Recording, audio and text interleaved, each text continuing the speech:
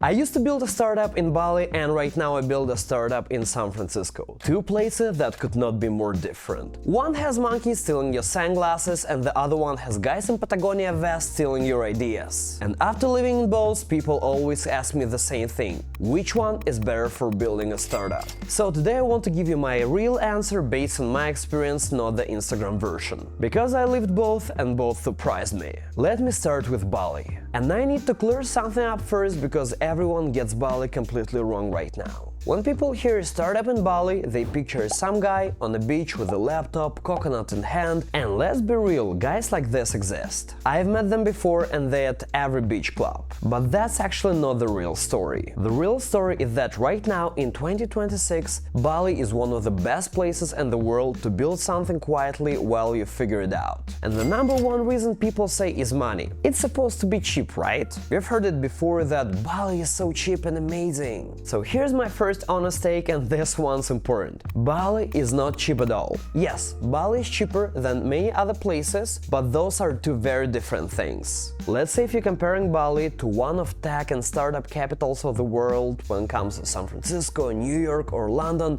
then yes, it's a fraction of the cost. No question about this. But so many people in startup world come from places where life is already pretty affordable. For example, a lot of parts of Europe. And for them, Bali will not be some cheap magical paradise. For some reason, nobody tells you that over the last years, the prices in Bali went up as crazy. Let me give you some real numbers, because I love when people actually give numbers instead of just vibes. If you want to live in a good area, in a nice villa with good AC, eat well, go to the gyms, do the nice things, be at good co-working, you're looking at somewhere around $2,000, maybe $2,500 a month for one person. In Canggu, where I used to live, which is the trendy startup area, rent jumped almost 20% in a year. Pretty often right now landlords ask for a full year paid upfront. So basically, if you're getting Airbnb, it's gonna be pretty expensive. If you talk to them in person and do it for half of the year, like 1 year contract, it's a bit different. But right now it's definitely not the backpacker paradise from the YouTube videos in 2015. So could you live cheaper somewhere else? Sure. There are so many cheaper but still nice places on Earth. But here's my actual point, and this is where Bali wins. For that money, you can get an insane amount of value. And I don't mean luxury, I mean everything is handled for you. Think about it. There are cheaper places in the world, but they have no right infrastructure. In Bali, you've got incredible co-working spaces, pretty often it's better than Europe or even United States for a fraction of the price. You have amazing restaurants with high-quality, healthy food everywhere. In the right co-workings, internet is both fast and reliable, which shocks people. And all the little stuff that usually eats your energy and time, the where do I eat, the which gym I need to go, commute between all these places, all of it just taken care of. And that matters more than people realize. Because as a founder, your energy is the most valuable thing you have. Not even your time, your energy and focus. And in Bali, I wasn't burning my energy on administrating my life. I woke up, I worked, and after work I could actually recharge. Surf, gym, massage, sun, good food, and plenty of other things. And all of this gave me more energy to go work again. It's like a loop that feeds itself. And that's the part that people miss. Bali isn't valuable just because it's cheap. It's valuable because it removes friction from your lives and gives you energy back. And for that money, I think it's honestly one of the best deals on the planet. Okay, the second thing that I need to mention about Bali is community of startup founders. And this one is a bit more nuanced. So, is there a startup community in Bali?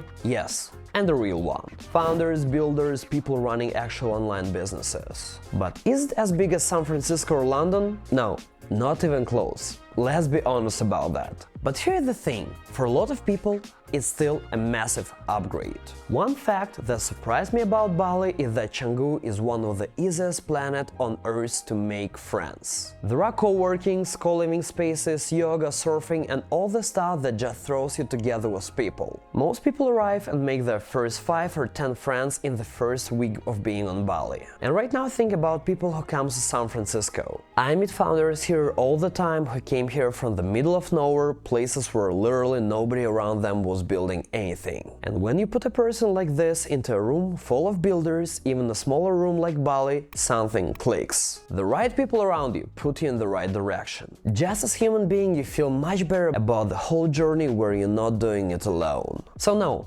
Bali definitely is not the startup capital of the world, but for somebody coming from total isolation, it can change everything. And one more thing I have to mention because it's real. Tropical sun, lifestyle. You're happy there. You've got sun all day, 1,000 ways to relax after work, sports, nature, and all of it. And when you feel good, I think you have more energy. And more energy means more focus.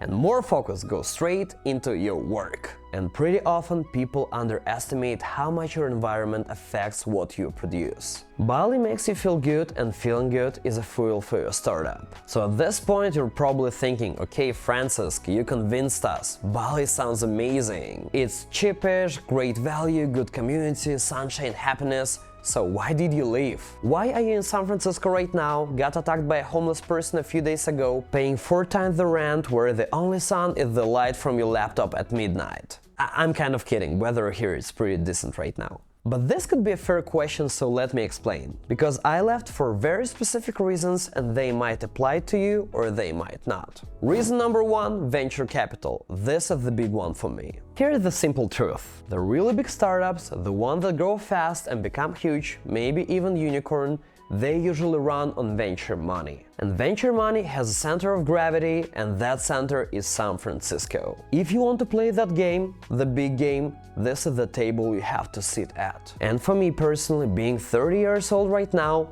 I'm at a stage in my life where I want to move fast and build something massive. I'm not interested in playing small anymore. And I need to be honest about something here. If I stayed in Bali, the most likely outcome was a nice, profitable, bootstrapped business. And don't get me wrong, that's not a bad thing by any means. That's real money and a good lifestyle. But at the end of the day, it still has a ceiling. And when it comes to me right now, I don't want to have a ceiling. I want to build something big enough that it actually matters, something that could change the world. Lifestyle business is great for a lot of people, it's just not what I want at this moment in my life, because I've been doing this type of businesses before and I don't want to do it right now. So I made my choice because I'm at a point where honestly I don't care that much about work-life balance right now. I want to grind. I want to go all in, and San Francisco is built exactly for that. Which brings me to the reason number 2, the people here are on another level. Look,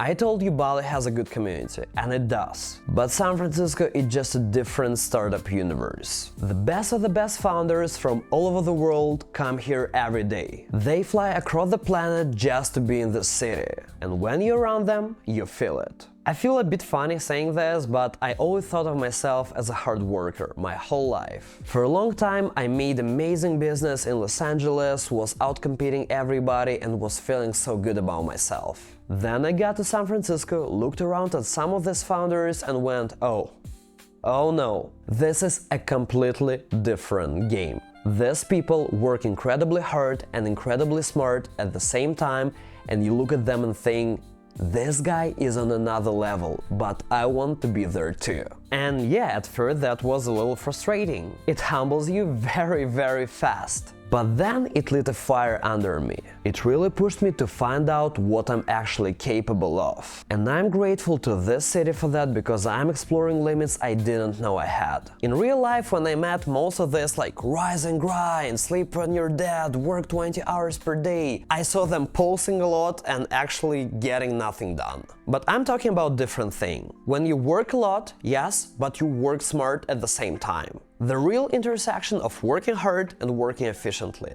That's what the city pulls out of you. And reason number 3, which could be a bit controversial because it's like very personally to me and I think it's not gonna apply to most of you. Let's say that for me, leaving Bali to San Francisco was very easy.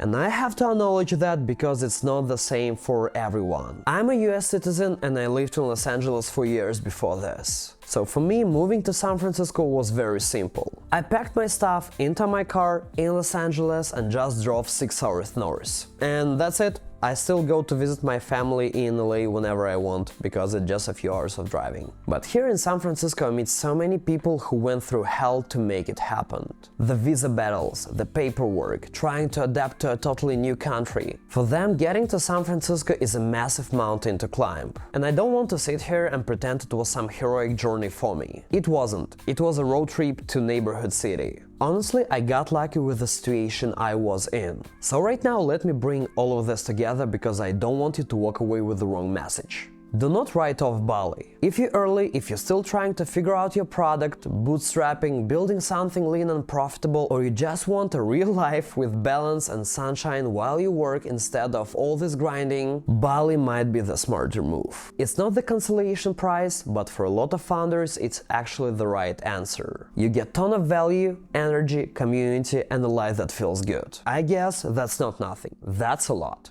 But if you like me right now, if you want venture money, if you want to build something huge, if you're at a stage of your life when you're willing to throw balance out the window and just go all in, and you want to be around people who make you feel like you're not working hard enough every day and push you to the limit, then you come here.